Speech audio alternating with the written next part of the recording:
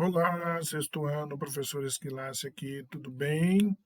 Bom, a gente está aqui agora para esse vídeo aqui é da correção da atividade que eu passei para vocês, né? Nós vamos fazer essa atividade agora, lembrando que eu fiz essa atividade, eu montei as respostas aqui baseado no fato de eu ter lido o texto, eu ter entendido o texto, refletido sobre ele, aí sim eu pude responder cada uma das alternativas, tá? Cada uma das atividades aí que não tem alternativa, né? Não é de múltipla escolha, é pergunta aberta. Então vamos lá. Primeira, leia as descrições das rochas e classifique-as em sedimentares, ígneas ou metamórficas. Então lá no texto a gente viu direitinho como é que é a definição de uma rocha, se ela é sedimentar, ígnea ou metamórfica. Aí ele coloca aí 4 tipos, vamos ver o que é cada um. O granito. O granito ele forma-se pela solidificação do magma, né?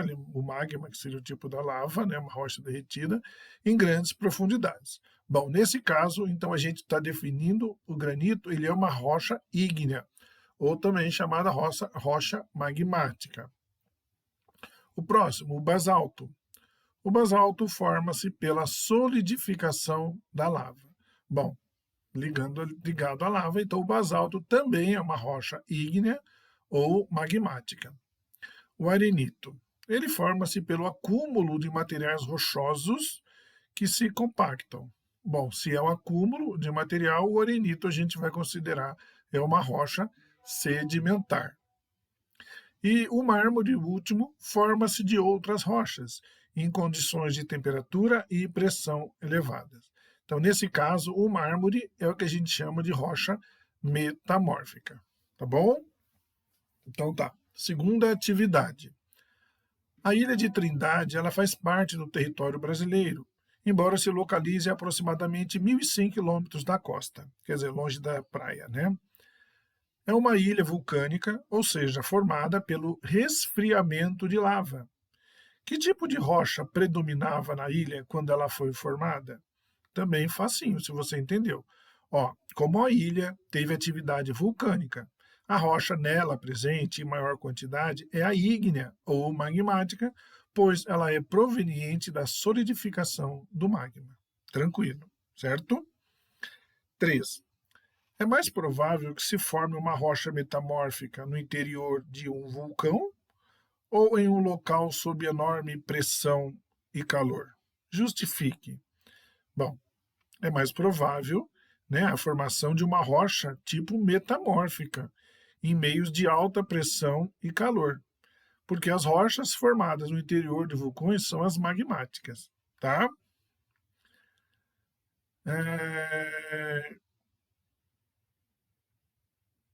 então, deu para entender, né? Ó, eu vou falar de novo, para não ficar dúvida. É mais provável que se forme uma rocha metamórfica no interior de vulcão ou em um local sob enorme pressão.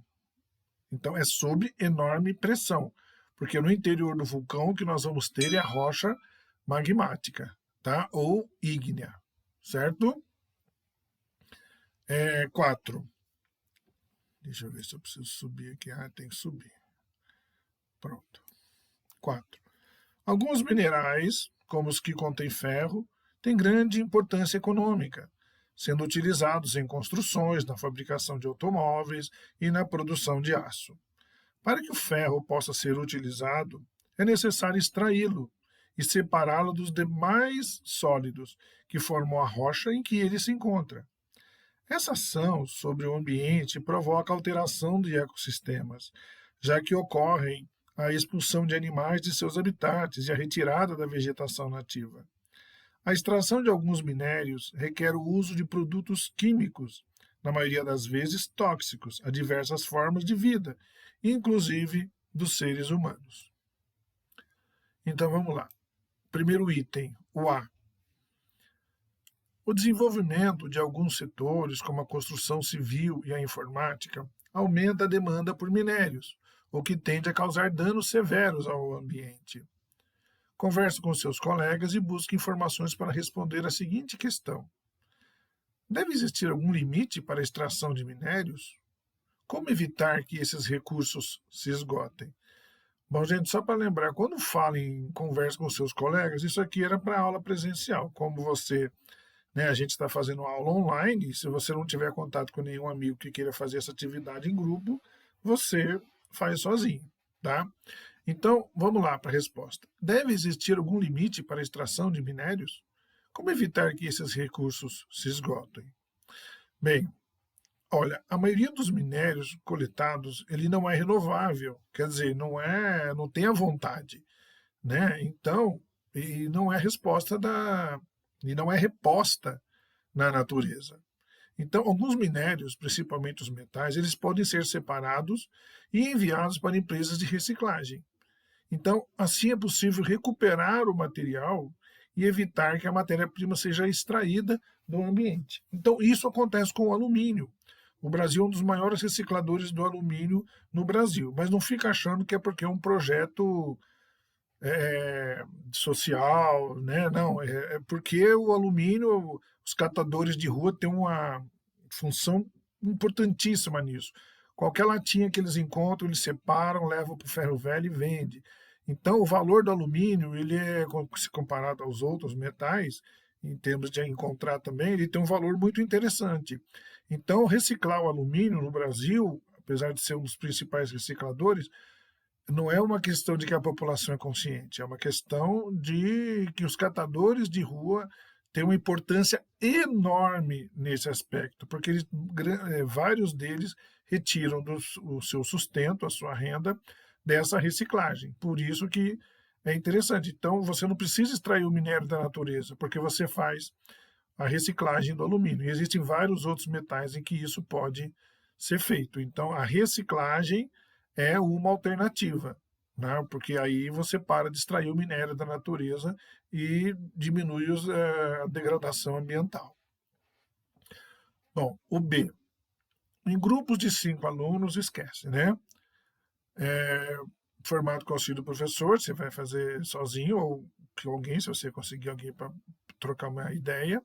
Você vai pesquisar se existe algum tipo de exploração de minério no seu município ou estado.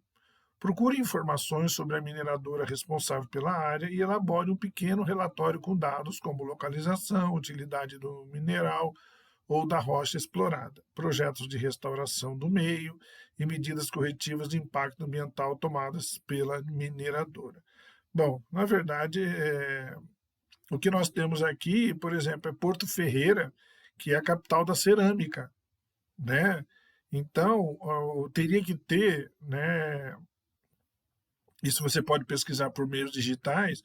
Então, você tem que localizar se existe na nossa cidade ou se tem alguma cidade aqui na região empresas da metalografia, né? Cerâmicas, pedras para construção e outros tipos, né? Lembrando todos os tipos de minerais que a gente tem, tá? Então, mas o que me lembra agora, no momento, é Porto Ferreira, que é a capital da cerâmica. Então, ela utiliza muito, né, o uso de alguns tipos de solo, né, para poder fazer a cerâmica. Tá? E por último, agora o 5. Classifique os tipos de intemperismo apresentados em cada item. O veio de um rio que passa sobre uma rocha favorece a formação de cavidades nela.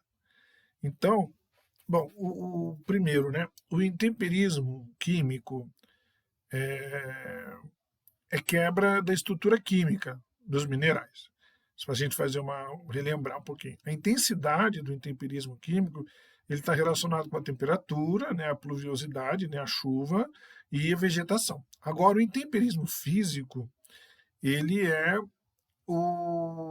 a desintegração da rocha para pedaços cada vez menores, conservando as características desses minerais.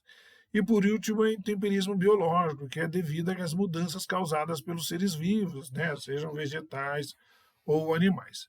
Então, lembrando, né, então a gente fez uma revisãozinha do que é o intemperismo, o químico, o físico e o biológico. Então, é o primeiro. O veio de um rio que passa sobre uma rocha favorece a formação de cavidades nela. No caso aí, é o intemperismo químico, porque houve uma quebra da estrutura química desses minerais, tá? envolvido, como eu falei, da pluviosidade ligada à chuva, né, à água. Raízes de, desculpa, raízes de plantas penetram em pequenas rachaduras na rocha, e à medida que as plantas crescem, as rachaduras aumentam. Então, está ligado à planta, então esse é o intemperismo biológico. C. O deslizamento de terra ele expõe parte da rocha e bruscas alterações de temperatura no local provocam rachaduras nela. Então, nesse caso, já é o intemperismo físico, né? A desintegração da rocha para pedaços menores. E o D, e último, micro-organismos se instalam sobre uma rocha. Opa, peraí, que faltou um pedacinho. Substâncias produzidas por eles corroem parte dela. Então, está ligado ao micro-organismo, assim como a B, então esse é o intemperismo biológico, certo? É isso, gente. Respondemos baseado na leitura que a gente fez e está aí a correção dessa atividade aqui. Então, até a próxima, e aí vocês vão ter acesso, né, ao próximo roteiro com novos assuntos, novos temas. Ok? Um abraço e até mais.